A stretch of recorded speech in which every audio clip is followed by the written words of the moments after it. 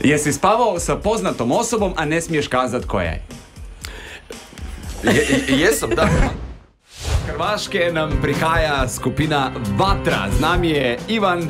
Dobro jutro, lahko rečem. Dobro jutro tebi, dobro jutro svima koji nas slušaju. Hvala da prevedem, rekel je dobro jutro tudi meni, pa vsem, ki nas poslušate. Moram prevesti. Skupina je prvi album objavila leta 1999, se pravi 19 let nazaj. Koliko časa ste vi že na sceni? To je noro. Prilično godine, već smo punoljetni, možemo ostati vani koliko god hoćemo.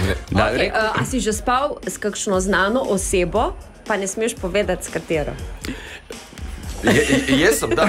A čak smije mi reći. Smiješ? Da, mislim, ona je poznata meni, to je moja žena. O!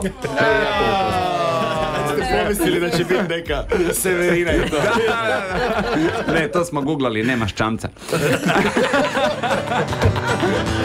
Plesovi s tobom kroz najprometnije ceste, jedan tango kroz crveno, tamo gdje nitko ne bi plesao, na vrhu Hendriksovog mosta, ni to mi ne bi bilo dosta. Mi bi se držali za vodove, na krovu 14-ici sjevale bi iskre, samo mi stani na prste, odgrizi mi usne, gorko, slatko, kao tango, crno i crveno, stani mi na prste, odgrizi mi usne.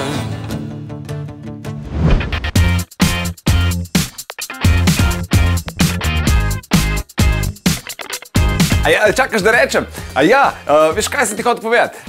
Če nas rad poslušaš zjutraj, ideni Saudi Show, polajkaj še Facebook, pa polajkaj še Instagram, polajkaj, kar lahko polajkaš, stari, sam polajkaj. Aj prav, polajkaj pa poslušaj, stisni like.